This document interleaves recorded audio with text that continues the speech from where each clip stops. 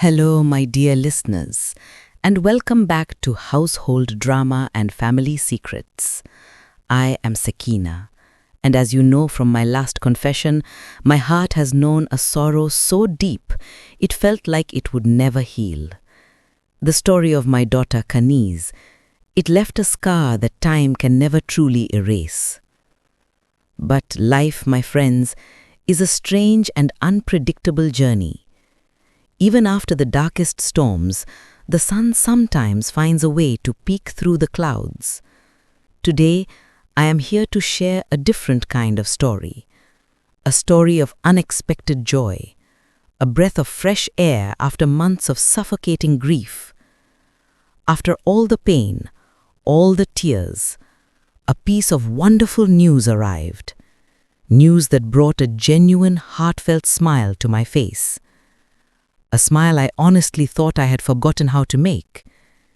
It was a glimmer of hope, a sign that perhaps, just perhaps, our family was destined for a little happiness after all. If you are joining my channel for the first time, please know that this is a space where we share real, raw stories of family life. Your support means the world to me. Please subscribe to my channel, like this video, and share your thoughts in the comments. Your kind words truly help me heal. So, let us begin this new chapter. You all know about my daughter Kaniz. Her choices, her flight, they left a hollow space in our home and in my heart. Even after she returned, the lightness, the innocence, it felt bruised. We were all walking on eggshells, trying to rebuild, trying to forgive, trying to forget the deep, aching wound she had inflicted. My husband, he tried to be strong for me, for Ibrahim, for Asha. But I saw the fatigue in his eyes, the silent worry lines etched deeper into his face. He never spoke much about it, but the burden of Kaniz's actions, the blow to our family's reputation, it weighed heavily on him too. He would often just sit in silence, lost in thought. Our home, which once echoed with laughter and youthful chatter, had become quieter.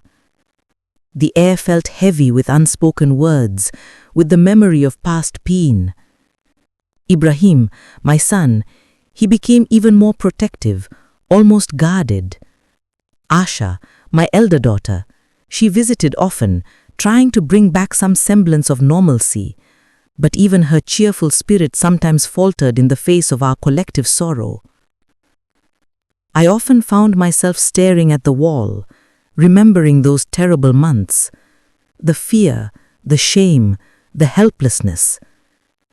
I wondered if we would ever truly be free of that shadow. Would happiness ever feel genuine again, or would it always be tinged with the memory of my daughter Kaniz's betrayal? Amidst all this, my husband continued his work, diligently, without complaint. His old job, it was stable, but it wasn't his passion. He had always dreamed of something more, something that truly challenged him, something that used his unique skills. But with children, with responsibilities, dreams often get put on the back burner, don't they? After Kaniz's incident, I saw how much it affected his morale. He would come home, quietly eat his dinner, and then retreat to his study. I often heard him late into the night, typing on his computer, making phone calls in a low voice. I knew he was applying for other positions, searching for that dream job he always talked about, but with much hope. He never complained. He never showed his frustration. But as a wife, you sense these things. You see the subtle slump of his shoulders, the way he would sometimes stare blankly into the distance. It wasn't just about money, it was about his spirit, his self-worth, which I knew had taken a hit after everything we went through as a family. I remember telling him once, "Don't worry, my love. Whatever happens, we are together." He just smiled, a tired smile, and squeezed my hand. I prayed for him. I prayed that he would find peace and perhaps a new purpose that would help him and all of us move forward from the lingering pain left by my daughter Kaniz. Then things started to change. Subtly at first, he started receiving more calls. These calls were different, longer, more intense. He would conduct them in his study, doors closed, his voice barely audible. He looked more focused, more animated, even though the fatigue was still there. I didn't ask much. I didn't want to jinx anything, but my heart started to beat a little faster. Could this be it? Could this be the breakthrough he had been working so hard for? I secretly started daring to hope. He would spend hours preparing for these secret interviews. Sometimes he'd wear his best suit, even for a video call, meticulously checking his background. He would discuss complex technical terms with Ibrahim, seeking his insights. It was a side of him I hadn't seen in a long time, a man driven by ambition, not just obligation. I watched him, and a small, fragile plant of hope began to grow in the barren landscape of my heart. After the storm of my daughter Kaniz's departure, after the grey, desolate months, I prayed that this new energy, this renewed hope in my husband, was a sign that brighter days were truly on their way. The whispers turned into definite action. My husband was called for his first, then a second, then a third interview. These weren't the usual local company interviews. They were with a massive international organization, the kind of place he had always dismissed as being too competitive. I started preparing his suits, making sure everything was immaculate. Every time he left the house, the atmosphere was thick with unspoken hope and fear. It was a high-stakes gamble. The job was his dream, a position that would fundamentally change our family's trajectory. Ibrahim, my son, tried to be supportive, but the anxiety was palpable. He would check his father's schedule, worrying about traffic, about the questions. He understood the pressure. He confessed to me once, "Mother, this is my father's chance to finally put the shame of Kaniz's actions behind us. We need this win." You see, the job wasn't just a career move. It was a psychological turning point. It was a way for my husband to reclaim his personal dignity after the public humiliation caused by my daughter Kaniz running away. This new goal became the focus that pulled us, however slowly, out of the deep sadness that had consumed our home. The final interview was scheduled. It was a full day of meetings. My husband was exhausted, but he was prepared. We spent the entire day praying, watching the clock, unable to focus on anything else. The interview was over, and then came the waiting game, the most unbearable part. Days stretched into a week, then a second. Every phone call, every email notification sent a jolt of anxiety through me. My husband maintained a stoic face, but his focus was fractured. He would pace the study, pretending to read. I watched him, and my heart ached for him. He had given everything to this process. After all the emotional turmoil of the past months, he deserved this victory. I told him, "If it is meant for you, my love, it will come to you. You have done your part." Asha, my elder daughter, called constantly. She said, "Mother, just keep reminding Father how brilliant he is. Tell him to visualize success. We deserve some good news, especially after everything with Kaniz." Her belief was a comfort, a small point of light in the uncertainty. The silence was deafening. It felt as heavy and conclusive as the silence we experienced after Kaniz had left. I prayed that this silence would be broken by joy, not another devastating disappointment. It happened late on a Friday afternoon. The sound of the phone was startling. It wasn't the usual ring.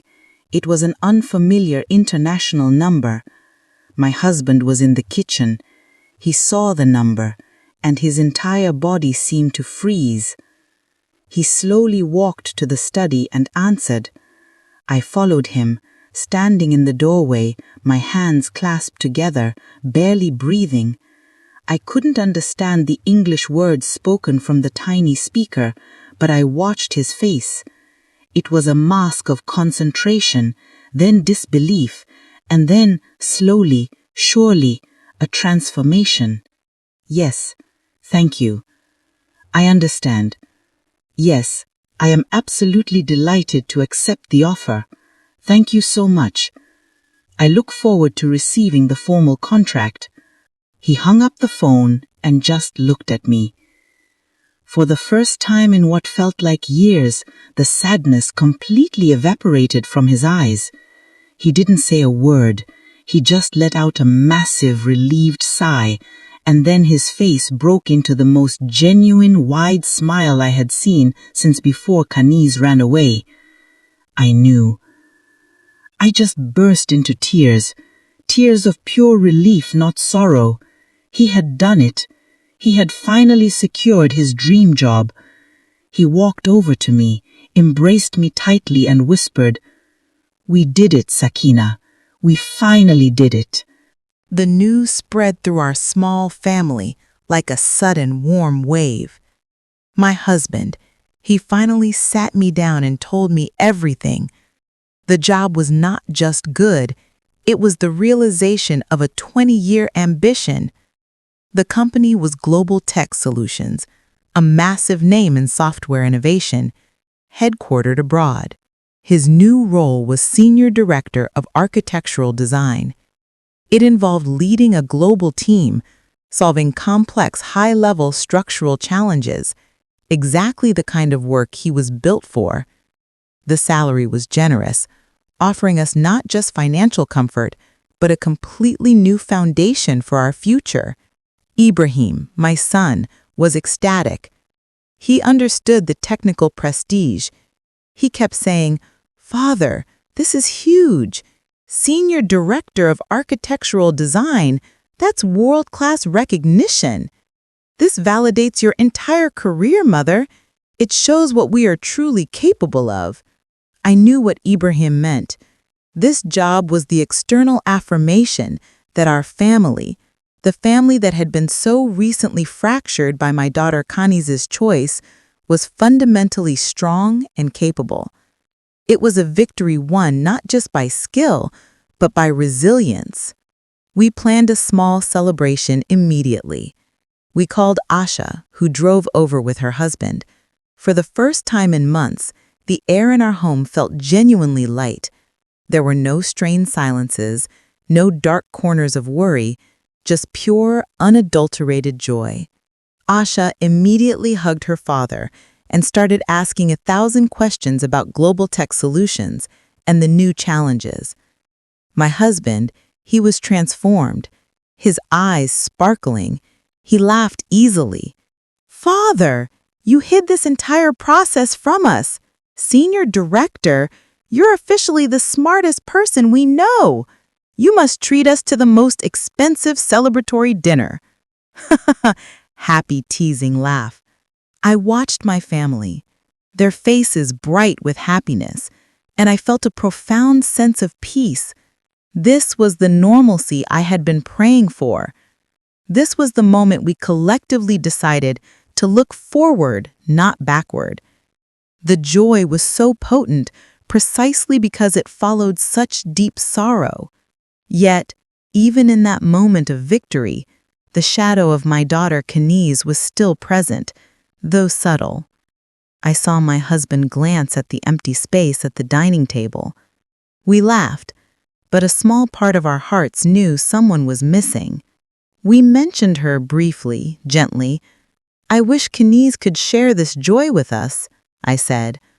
My husband just looked at me and squeezed my hand. He knew the pain remained, but he also knew that we had to build a future that was strong enough to support her eventual full return, whenever that may be.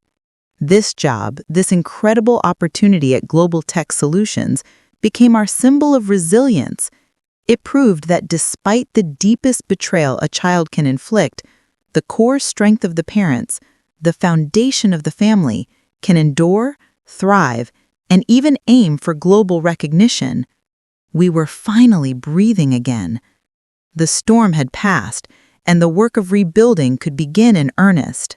The job was secured. My husband had started his new role as Senior Director of Architectural Design at Global Tech Solutions. The money was better, the prestige was higher, but the work of healing our family was just beginning. You cannot buy back lost trust.